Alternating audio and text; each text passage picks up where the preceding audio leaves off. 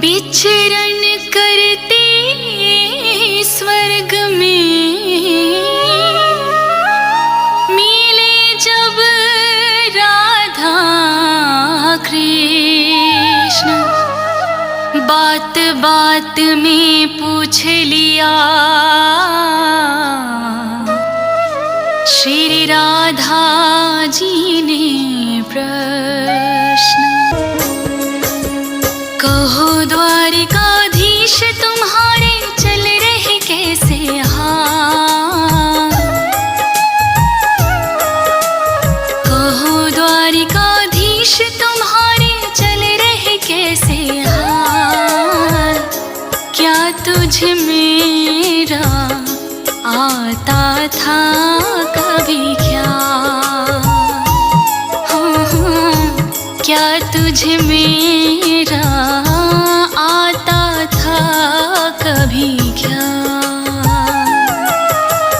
मुझे द्वारिकाधीश बुला के करती क्यों तू सवाल, मुझे द्वारिकाधीश बुला के करती क्यों तू सवाल, तेरे लिए हूँ गोकुल का आनंद लाल, राधे तेरे लिए हूँ गोकुल का आनंद लाल।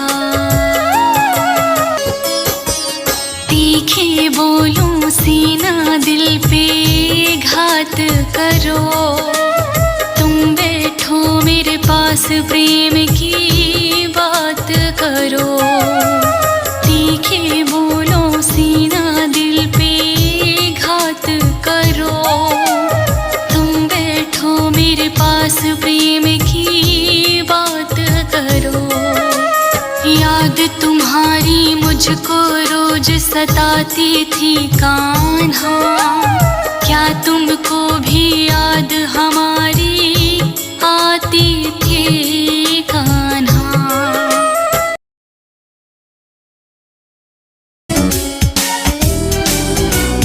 मौसम है बड़ा बादल,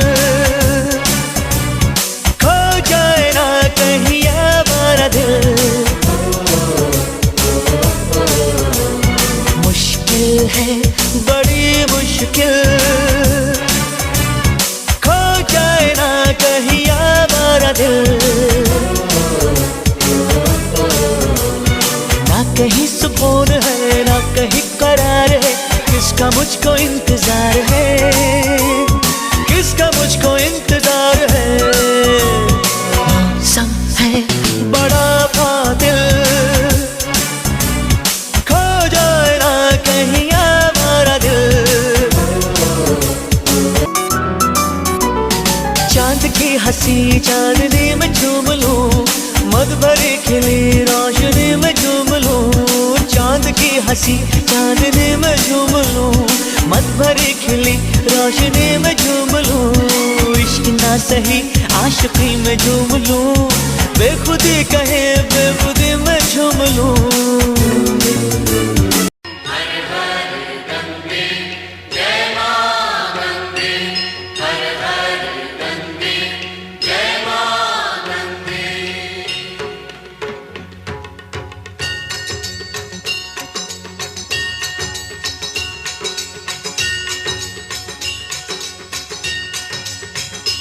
ओम जय गंगे माता, श्री जय गंगे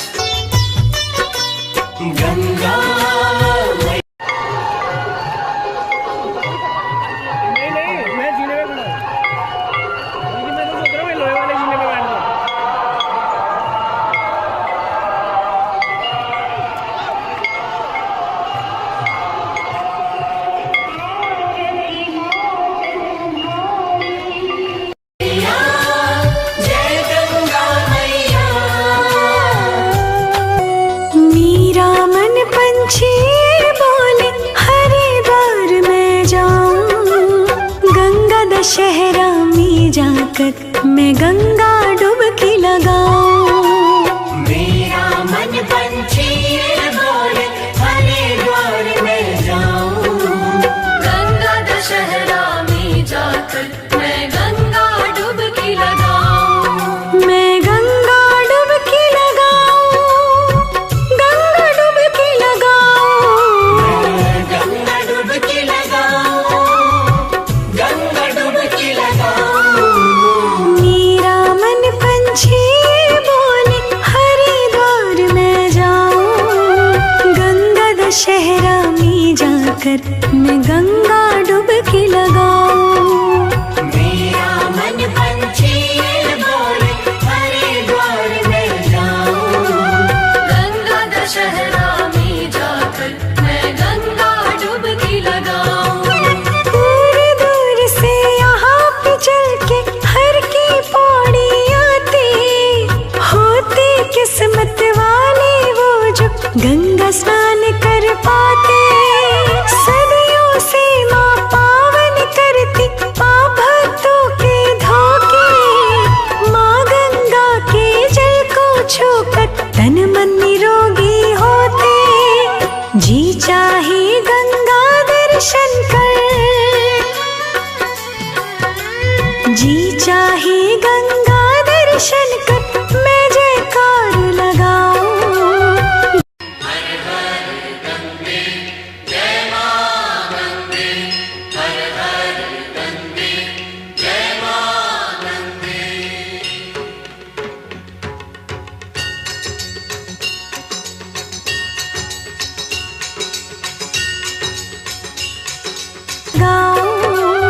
गंगा दशहरा में जाकर मैं गंगा डुबकी लगाऊं। मेरा मन पंछी बोले हरिद्वार में जाऊं। गंगा दशहरा में जाकर मैं गंगा डुबकी लगाऊं।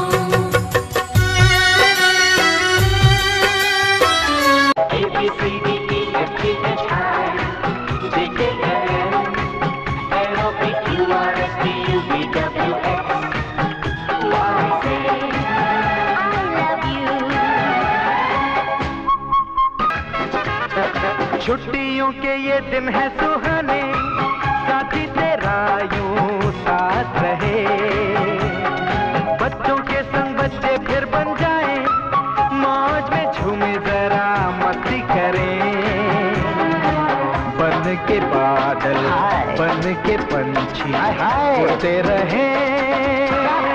जीजा जी ABCDEFGH JKLM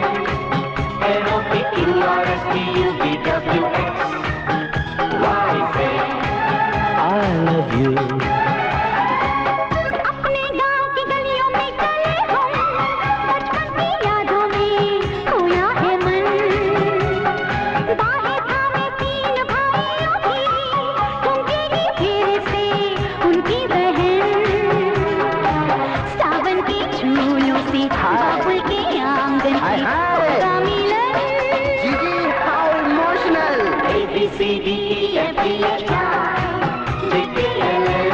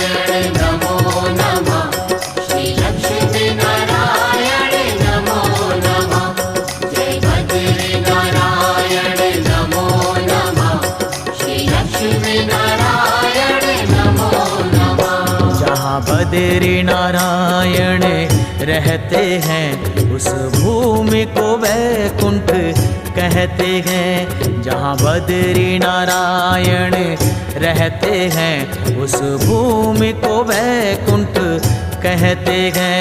ये मोक्षदायिनी भूमि है, ये पतित पावनी भूमि है। ये मोक्षदायिनी भूमि है, ये पतित पावनी भूमि है।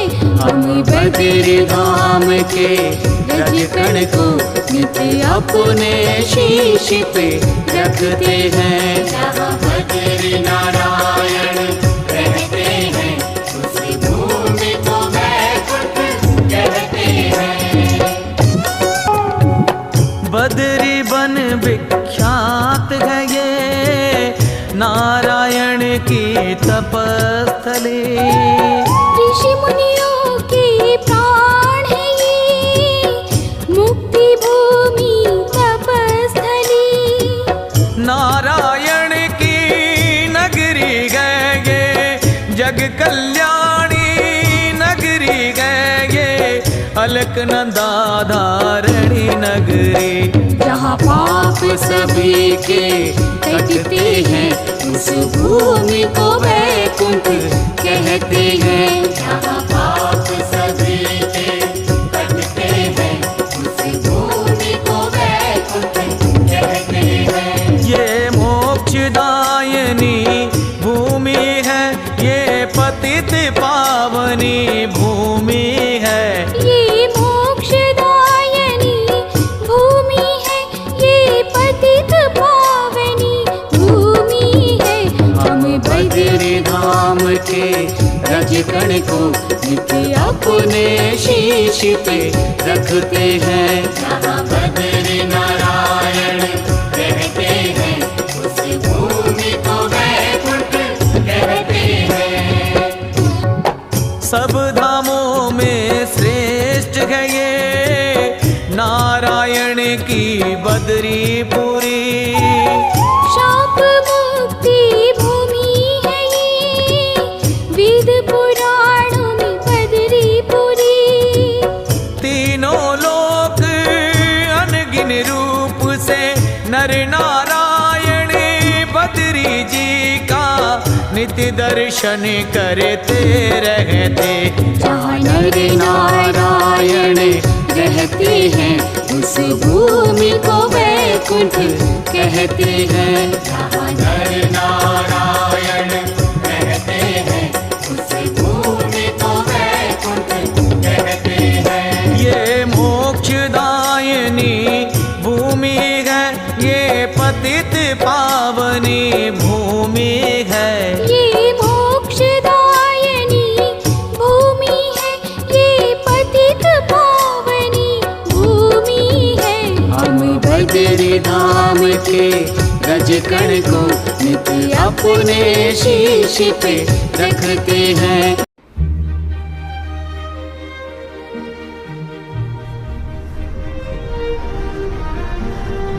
यहाँ पर ये माना गांव का सबसे पहला एंट्री गेट नजर आएगा। इस गेट से अंदर जाने के बाद आपको ऐसा एहसास होगा कि मानो आप किसी अलग ही दुनिया में आ चुके हैं, क्योंकि यहाँ की प्रकृति है ही इतनी खूबसूरत।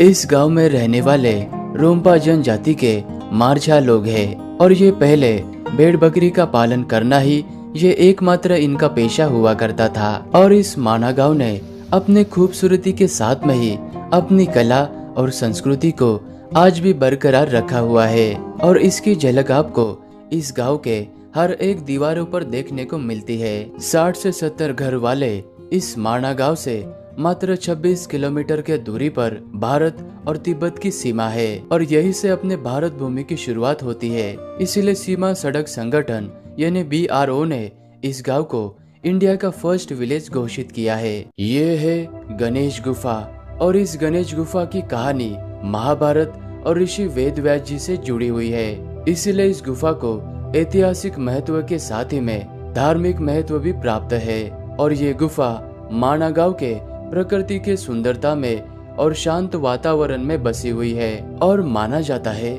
ऋषि वेद व्यास जी जब महाभारत की रचना करने ही वाले थे, तब भगवान ब्रह्मा जी की प्रेरणा से ऋषि वेद व्यास जी ने महाभारत को लिखने के लिए भगवान गणेश जी को निवेदन किया था। इस तरह से ऋषि वेद व्यास जी के कहने के अनुसार भगवान गणेश जी ने इसी जगह पर महाभारत का लिखान किया था। यहाँ के गांव के अनुसार यही यहाँ की मान्यता है। बाहर से देखने पर आपको ये मंदिर वर्तमान समय का नजर आएगा, लेकिन जैसे आप इस मंदिर के गर्भगृह में देखते हो तो वहाँ पर आपको गोपुरम जैसा बना हुआ एक प्राचीन मंदिर और उस मंदिर के अंदर अति प्राचीन गणेश जी की प्रतिमा विराजमान है। उसी प्रतिमा के दर्शन यहाँ पर किए जाते हैं। ये है ऋषि वेद व्यास जी की व्यास गुफा, जिसे व्यास पोथी गुफा भी कहा जाता है। और इसी गुफा से ऋषि वेद व्यास जी ने भगवान गणेश जी को महाभारत सुनाई थी। और इस गुफा से थोड़ी ही दूरी पर इस गणेश गुफा में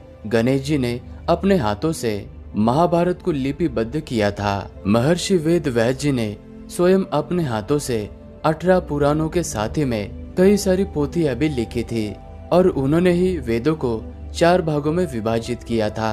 और इस गुफा में वेद व्यास जी के साथ में ही उनके पुत्र शुकदेव और साथ में वल्लभाचार्य और विष्णु जी की प्रतिमा यहाँ पर विराजमान है। गुफा के इन चट्टानों को देखने के बाद हमें ऐसा लगता है कि मानो ये किसी किताब या किसी ग्रंथ के पन्नों को एक के ऊपर एक रखा गया हो। और यहाँ के मान्यता के अनुसार ये महाभारत महाकाव्य का वो हिस्सा है जिसे सिर्फ गणेश जी और वेद व्यास जी जानते थे। वेद व्यास जी ने अपने शक्तियों का प्रयोग करके उस हिस्से को पत्थर में परिवर्तित कर दिया था।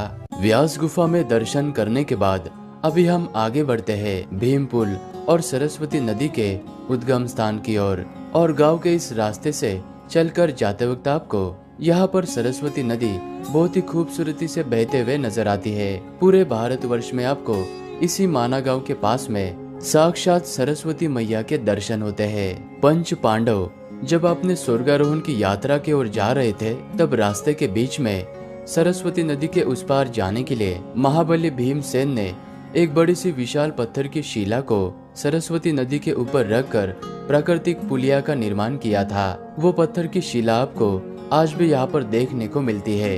इस शिला को भीमशिला या फिर भीम पुलिया भी कहा जाता है। ठीक इसी जगह पर सरस्वती नदी का उद्गम स्थल माना जाता है। और सरस्वती नदी अपने उद्गम स्थान से कुछ ही दूर जाकर बद्रीनाथ जी के मंदिर से पहले अलकनंदा नदी में मिल जाती है।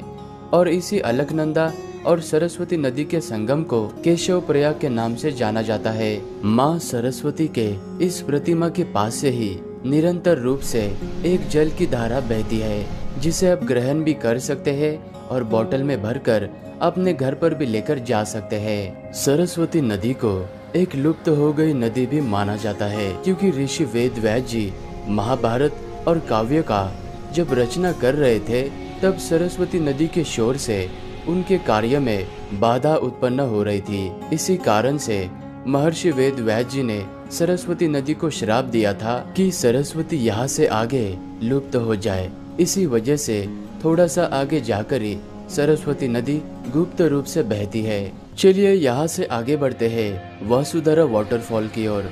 और वासुधरा वाटरफॉल तक जाने के लिए आपको स्वर्ग तक जाने वाले इसी रास्ते से चलकर वाटरफॉल तक जाना होता है। जी हाँ, यहाँ के गांव के मान्यता के अनुसार इसी रास्ते से पंच पांडव स्वर्ग की ओर गए थे। इसी कारण से इस गांव में आपको ये स्वर्गारोहण प्रवेश द्वार के साथ ही में पंच पांडवों की यहाँ पर प्रतिमा लगाई हुई नजर आएगी। माना जाता है कि स्वर्गारोहण की यात्रा करते हुए इसी रास्ते में द्रौपदी के साथ ही में 4 पांडव भाई अर्जुन, नकुल, भीम, सहदेव, इन्होंने यात्रा करते वक्त इसी रास्ते में अपने अपने प्राणों को त्याग दिया था। और आखिर में युधिष्ठिर जीवित स्वर्ग तक पहुंच पाए थे, वो भी एक श्वान के साथ में।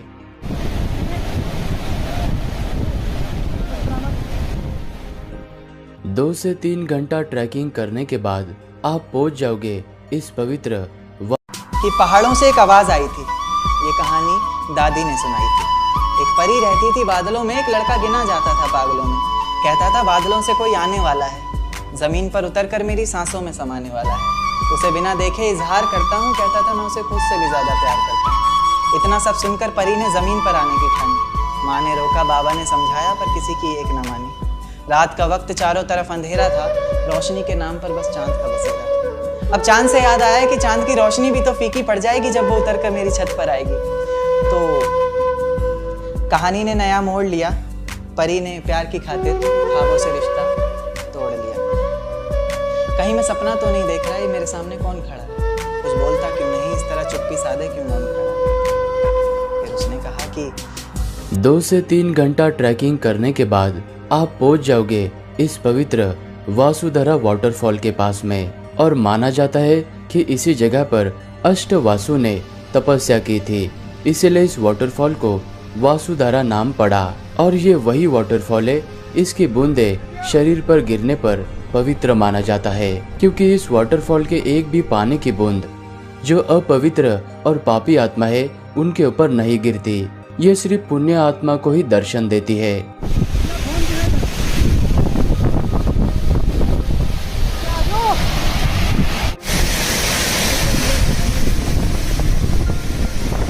ये पवित्र वासुधारा का जल रीलकुंड पर्वत से अलग अलग धाराओं से बहता हुआ और इन पहाड़ों के ऊपर उगे हुए प्राकृतिक रूप से जड़ी बूटी से टकराते हुए ये वाटरफॉल यहाँ पर आता है।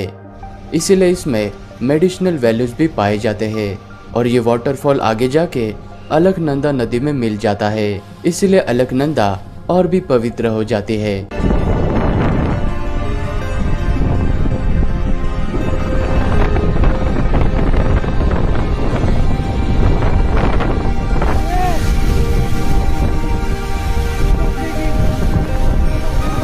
और एक बात तो मैं आपको बताना भूल ही गया, इस माना गांव में जो लोग रहते हैं वो हर साल 16 नवंबर के बाद में इस गांव को खाली करके वो अपने दूसरे गांव जो कि गोपेश्वर के पास में बसा हुआ है वहां पर चले जाते हैं, क्योंकि यहाँ पर जब सर्दियों का सीजन आता है उस वक्त यहाँ पर बिल्कुल टेम्परेचर माइनस में चला जाता है। तब इस गांव में रहना बहुत ही मुश्किल हो जाता है। इस माना गांव के लोगों के द्वारा जो भी कथाएं और कहानियां बताई गई है, उन्हीं कहानियों को मैंने आपके सामने इस वीडियो के माध्यम से प्रस्तुत किया है।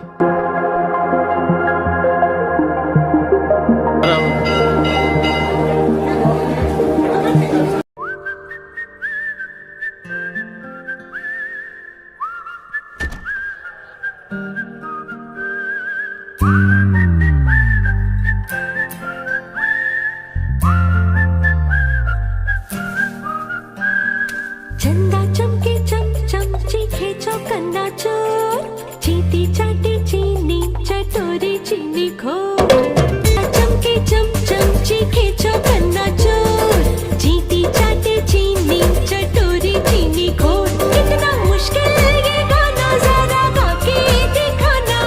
चंदा चीनी चमके चाटे चौकन्ना चीखे चोर चंदा चमके चम चम चीखे चौकन्ना चोर चीटी सिंह के खड़कने से खड़कती है खिड़कियां, खिड़कियों के खड़कने से खड़कता है खड़क सिंह। खड़क सिंह के खड़कने से खड़कती है खिड़कियां, खिड़कियों के खड़कने से खड़कता है खड़क सिंह। कितना मुश्किल ये गाना जरा गा के दिखाना। खड़क खड़क के खड़के खिड़के खड़क सिंह का खड़के चंदा। चल सन्यासी मंदिर में, मंदिर में, मंदिर में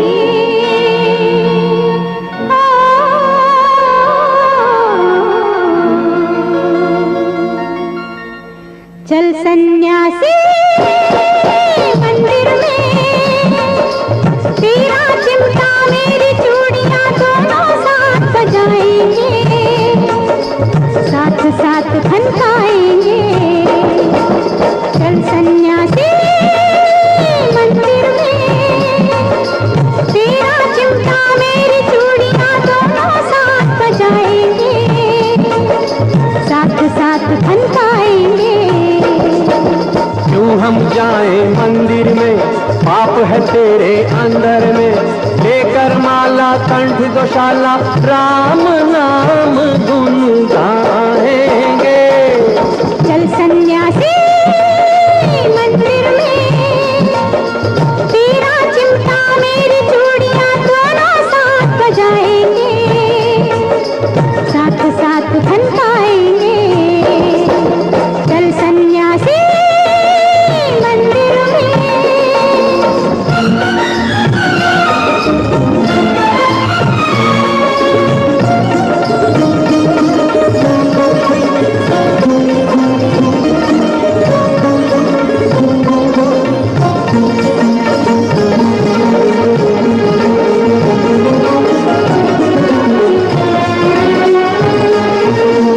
रेशम साये रूप सलोना, यौवन है या तपता सोना, ये तेरी मान सी मूरत कर गई मुझ पे, हाय जादू टोना।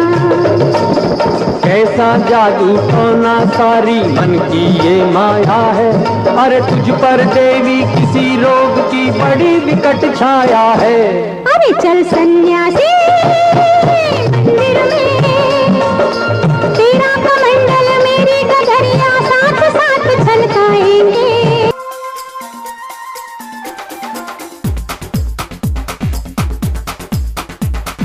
देखो देखो क्या वो पेड़ है, चादर ओढ़े या खड़ा कोई।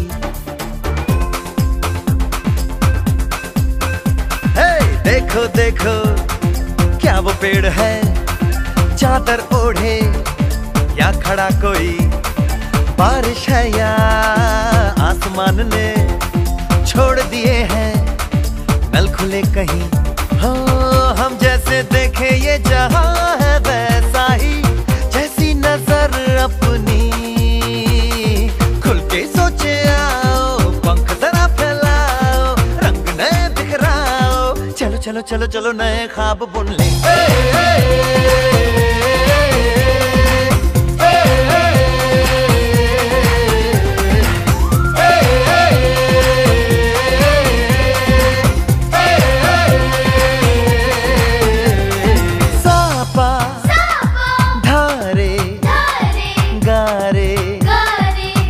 Pasa bam bam bam bam bam bam बोले, बम चिक बोले, और मस्ती में डोले, बम बम बोले मस्ती में डोले, बम बम बोले मस्ती में तू डोल रे। बम बम बोले मस्ती में डोले, बम बम बोले मस्ती में तू डोल रे। भला मछलियां भी क्यों उड़ती नहीं, ऐसे भी सोचो ना, सोचो सूरज रोज नहाए या बाल भिगो